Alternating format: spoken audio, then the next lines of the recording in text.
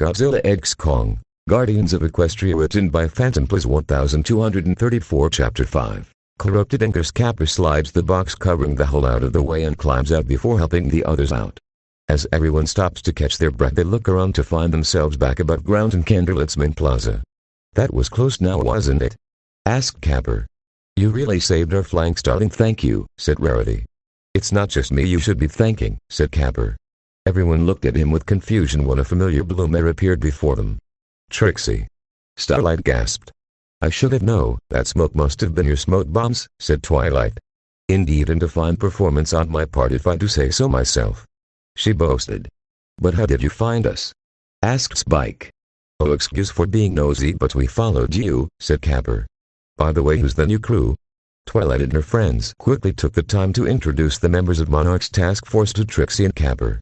"Well, it's an honor to truly meet the friends of these ponies here," said Kappa, taking a bow.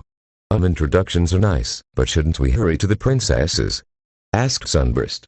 "It's important that we notify them of what we found, right?" "We should get to it. Let's go, girls," Twilight said. But before anyone could go anywhere, the ground beneath them began to shake. "What the hey?" Rainbow Dash yelped.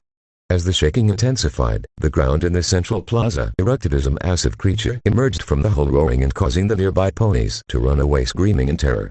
As the creature crawled out of the hole, the group was able to get a good look at the monster.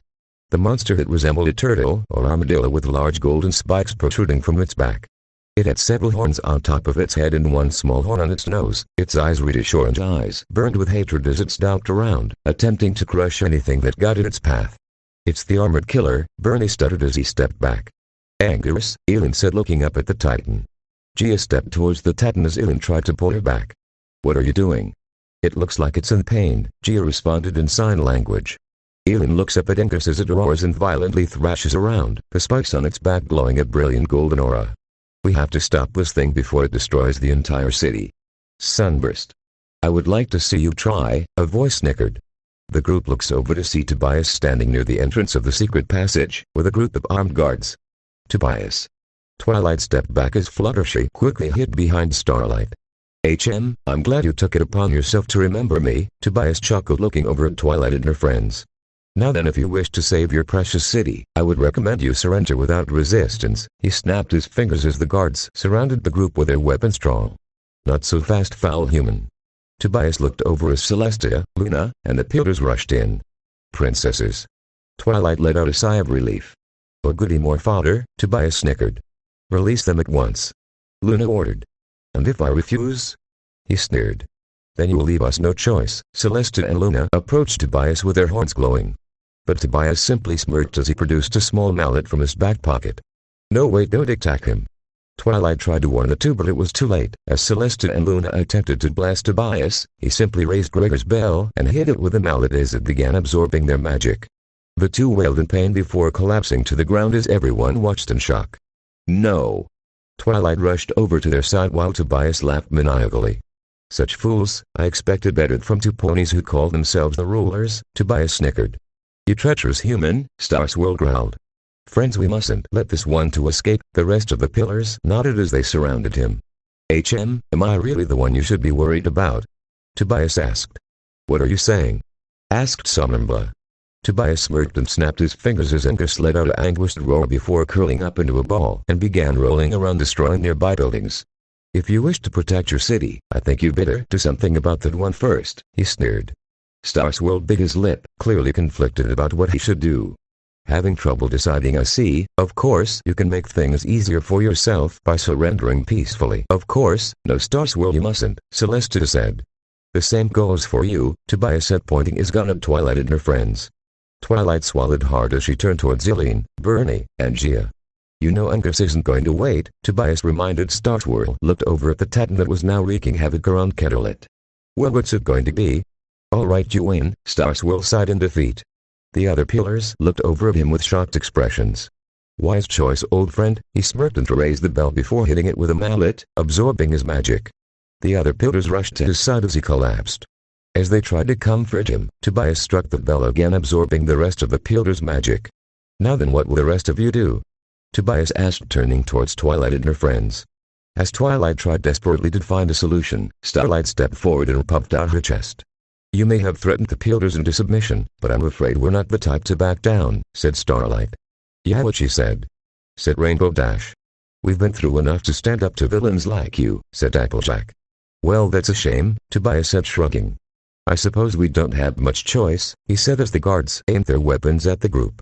Farewell, fools. Just as Tobias was about to execute them, there was a loud screech behind them. As Tobias turned around, Anguirus was suddenly landed hard next to them. Tobias looked up to see Kong standing there holding up his battle axe. What in the? Capra asked, looking up at him. Mr. Kong. Fluttershy came out of hiding, clearly happy to see him. About time, said Bernie. As the ponies cheered, Tobias quickly used this opportunity and raised the bell at Twilight. You're wide open there, friend, he smirked. Twilight quickly turned around and stepped back as Tobias raised the mallet. No. Starlight quickly shoved Twilight as Tobias stroked the bell, absorbing our magic. Starlight. Trixie quickly rushed to her friend's side as she collapsed. What a cute little gesture. It's sad that the only thing you've done is delayed the inevitable for your friends, Tobias laughs. Now then, as for the rest of you, he held up the bell at Twilight and her friends, but just as he was about to ring it, Gia quickly rushed up and shielded them. What are you doing, you little brat? Get out of my way, Tobias hissed. But Gia instinctively shook her head. Of all the times you decide to interfere, you do it now. I've seen enough, I can't keep watching, Gia replied in sign language. She said she can't stand seeing these ponies in so much pain. Tobias, you need to stop, said Eileen. You little interloper, Tobias growled. Men. The guards quickly turned their weapons on Gia. Seeing this, Kong roared at Tobias in anger. Oh, shut up, why don't you play with someone your own size, you overgrown monkey? He snapped his fingers as Anguirus quickly rushed up and tackled Kong. Now with Kong distracted, Tobias turned his attention back towards the group. Now with all interruptions gone, I'd say it's finally time to clean this up. He glares at Gia, who is still standing in the way. Oh, there's nothing we can do? Asked Fluttershy. Just as Tobias was about to pull the trigger on his gun, there was a sudden change in the atmosphere that caused everyone to look up. Oh, what now? Tobias grumbled in frustration. At the moment, something flew over their heads as a familiar voice rang out from its loudspeaker. Calgar's here. As the head flew past them, another massive monster suddenly appeared from behind, this one resembling a giant pterosaur. No way, is that? Asked Bernie. Titans right on, confirmed Eileen. Shoot it down. His men raises their weapons and begins firing as ordered, but this only seemed to anger Redon as he descended and began plucking one armed soldier after another. TCH, as he watched his men helplessly fight the massive titan, Tobias quickly retreated back down into his underground facility, taking the bell with him. Noticing their boss had fled, the armed guards attempted to escape, but to no avail. He kept you waiting. Trapper chuckled as he stepped out of the heb to rejoin the group. Trapper, you goddamn legend, said Bernie. Sorry it took so long, big guy just wouldn't cooperate, said Trapper. Well, you showed up just in time, said Eileen.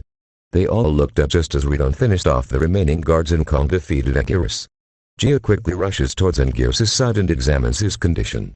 Anguirus looks down weakly at Gia with his reddish orange eyes. I think he's sick, Gia said to Eileen as she caught up. What's up? Asked Trapper. Gia thinks Anguirus is sick, said Eileen. Trapper looks up at the defeated titan as he groans weakly. Yeah, he doesn't sound good either, said Trapper. I better take a look, he said. Everyone watched as he slowly approached Anguirus and held up a strange device. Oh wow, this is terrible, what is it? Asked Eileen. It's not like he's sick, more like he's corrupted, explained Trapper. By what? Asked Eileen. I'm not sure, answered Trapper. I'm checking for any abnormalities and it looks like he's been injected with a black substance of sorts. Wait, what do you mean black substance? I don't know, whatever it is, his blood has been contaminated by it and he's become corrupted by the substance, explained Trapper. Everyone looks up at Anguirus as he moans weakly. Is there anything we can do? Asked Fluttershy. If we can somehow remove, or rather cure him, he should return to normal, said Trapper. He used to be an ally of Godzilla, it'd be nice if we could get his help in all this, said Eileen. Well, Medj Meadowbrook is known to be a legendary healer, explained Fluttershy. Not a bad idea, with her expertise, I'm sure we'll be able to help Anguirus. Twilight. I can't guarantee anything, but I'll do what I can, she said. Thanks for your help, Medj Meadowbrook, said Fluttershy. In the meantime, we need to go after Tobias. Not only does he have everyone's magic, but also the answers to so many questions, said Eileen. He escaped to his underground hideout again. That jerk, said Rainbow Dash. Anybody without magic should stay here. It's far too risky to let them come with us, suggested Eileen. Is it alright if I stayed here with Medj Meadowsbrook and Mr. Anguirus? Asked Fluttershy. I want to help them any way I can. I'll stay behind as well, said Trapper. I'll stay behind too. The great and powerful Trixie refuses to leave her friend's side. Trixie beamed. Thanks Trixie, said Starlight. Anybody else? Asked Eileen. Everyone else shook their heads. In that case let's head back down. Trapper, you still have that radio. I'll contact you if anything happens. Trapper gave them a thumbs up as the rest of Twilight's friends and the Monarch Task Force began to descend, and thanks for watching.